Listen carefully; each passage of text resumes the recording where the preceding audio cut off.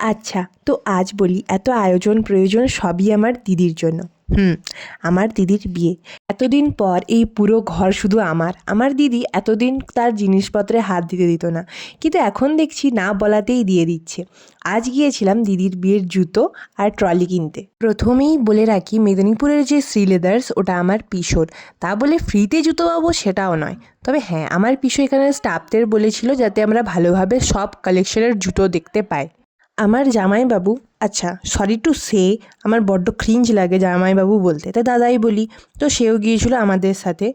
আর যে ব্রাইড তার তো জুতোই পছন্দ হচ্ছিল না, একটার পর একটা আমি তাকে বলছিলাম এটা ভালো ওটা ভালো, বাট তার পছন্দ হচ্ছিল না।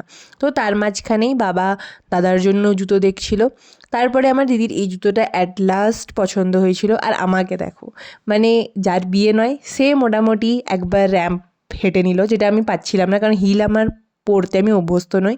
তাই আমি লাস্টে পড়ে যাচ্ছিলাম, তো বেকার তাকে ভালো জায়গায় নিজস্ব জায়গায় রেখে দিলাম।